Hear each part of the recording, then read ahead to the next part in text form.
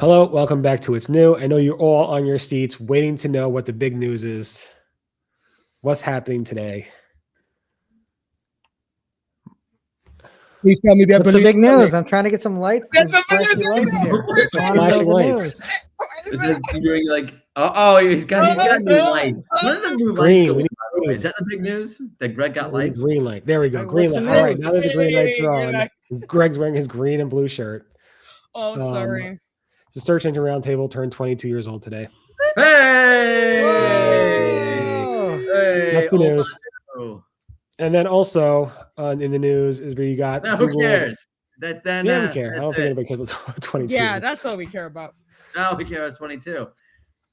Google. We didn't comment about the story at all. We'll talk about it. We'll talk about it. This is the intro to the story. So I'm covering 22 years old.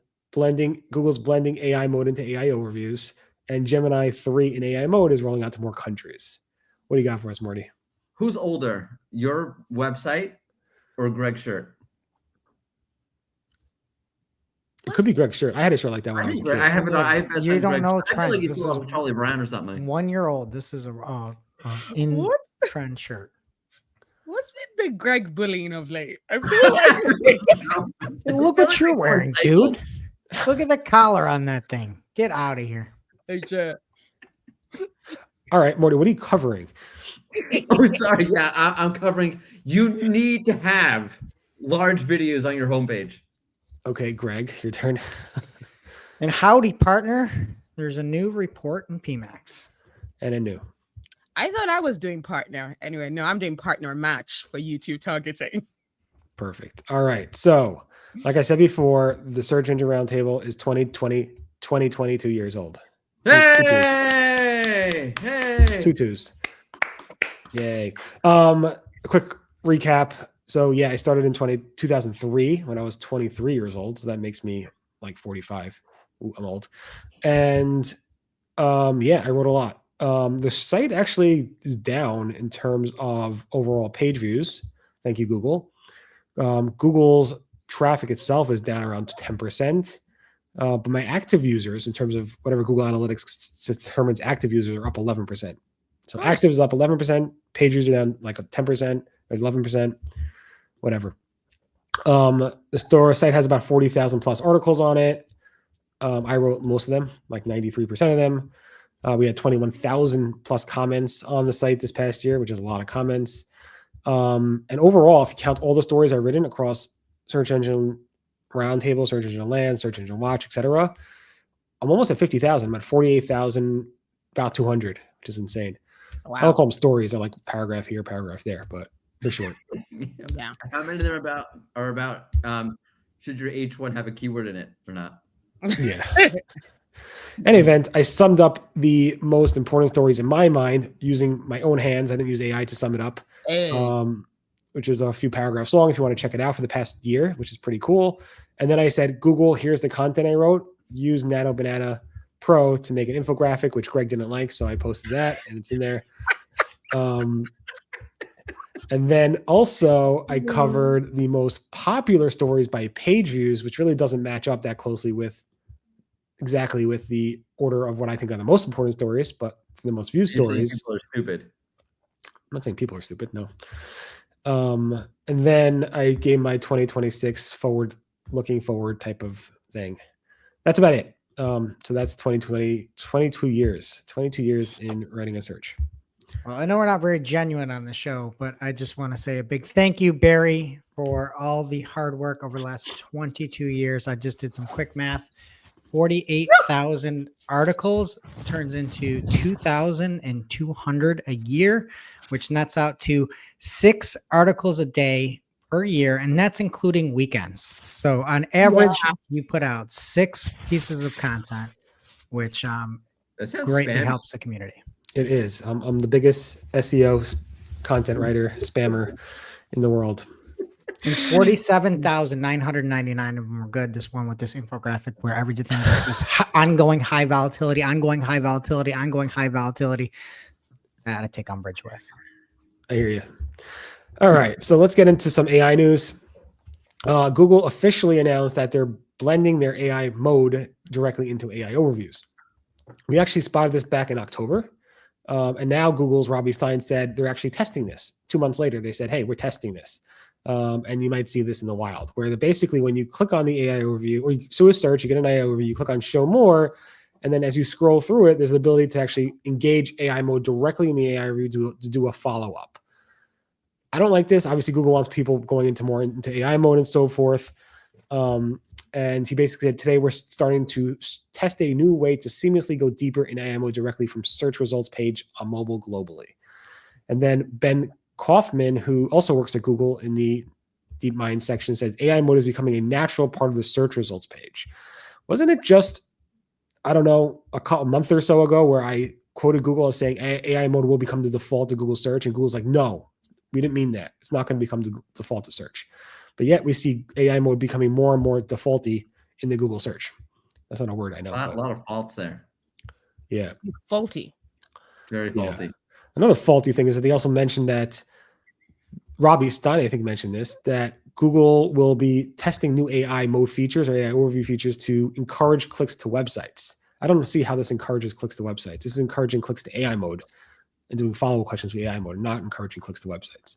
It's Google a website? That's my take. That's my hot take on that. Ooh, well, listen, with 22 years of experience underneath your belt, no one could argue. Nobody. No one.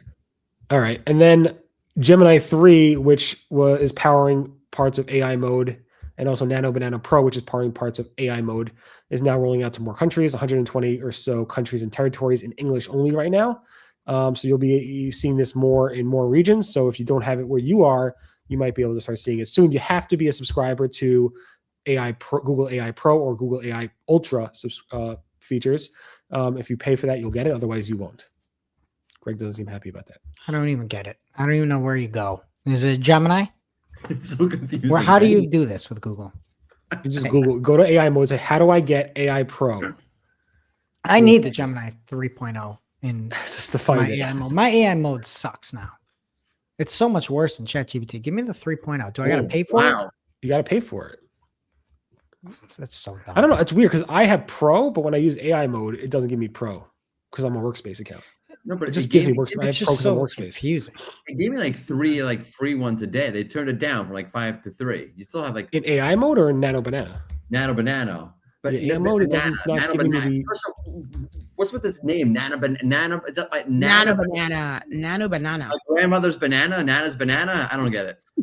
Nana's banana. I love that. That's what they should. I'm not getting the option, and I have Pro in my workspace account, but I guess maybe AI mode doesn't get Pro features for some reason, even though I pay Google for years. Clear as day, this rollout. Clear. What else is also clear is that if you have a very beautiful, massive video on your homepage, that would be really clear and nice. Yeah, I think it's what you should be doing. For all you people who are core Web Vital believers, put this in your pipe and smoke it. Yeah. Okay. I was gonna say something else, but that was way cleaner. John Mueller was asked if I have a giant 100 megabyte video, is that okay to have on my website if I load it in 14 different ways that don't actually load the thing, so that it's loading in the background and everything is loading while this thing is loading? And John's like, I don't think that will affect your SEO. What I want to know, John, is if it's 101 megabytes, would it affect my SEO? Yeah. And people don't believe it. I mean, the core of people just doesn't believe it. Again, if you have content on your page, Google's not going to it might be a slow page to load, but Google's going to load it and they'll be fine. And dear God, if it's going to help your customers purchase, who gives a crap about your core Web Vitals? Bam. I don't know. Massive companies on purpose know that they're screwing up their core Web Vitals on their home pages because they know that it'll convert better. Good. Yeah. Makes sense. Anyway, so enjoy your videos. Obviously, track the conversions like Greg said. If it's going to slow down conversions or reduce conversions, remove it. If it's going to improve it, use it. On that, we have some new reporting rolling out of here, Greg. Yes, so this is Spot in the Wild. I don't have it in my accounts, but Adegbola Poracus, that really messed that one up. That's a tough one. Had looked into the channel reporting for PMax, and they are seeing search partners in Performance Max.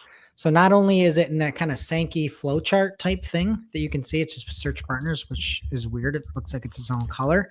You can see it in the breakout in the channel performance, and not shockingly, out of the overall 80 clicks that were driven in this campaign that was spotted in, 3 of them came from search, 77 of them came from search partners. So I do not know why Google is doing this. There's not much you can do about it other than just get upset and mad. You can't opt out of it. You can just see it. So again, this is a strange move for Google to just show this when there's no resolution that you have, but you can check it in channel performance in your PMax campaign and see if you have it. Yep. Google made a big deal about this, and maybe, yeah, this is going to be really nice when it fully starts to roll out. But right now it's just, like you said, a tease. And then partner match. Yes, so Google has a new partner match for YouTube targeting that lets advertisers target YouTube audiences built from third-party hashed data. And that's once it launches. So yeah, there's a help doc has already been created for it, but I'm not sure if anyone has seen it. No one has mentioned seeing it in their UI yet. But yeah, this should allow you to target the match segments across video reach campaigns, video views campaigns, and demand gen campaigns. And for demand gen campaigns, it's going to be YouTube channels only. So yeah, look out for that. But if advertisers want to use partner match, they'll need to authorize the data partner, accept the partner match terms, and apply generated audience lists during the campaign setup. Got it. All right. Very good. All right. Thank you very much.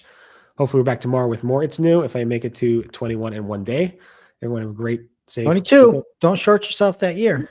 Yeah, 22. 22 in one day. 22 in one day. I meant, sorry. I'm getting older. It's hard for me to speak numbers and just general stuff. When you get there, you'll let me know, but it's, my fingers are starting to hurt. And sound off in the comments, everybody. Show Barry some love. Yeah. Comments are a scary place. Love Barry. Yeah, go to the comments. Have fun. Bye.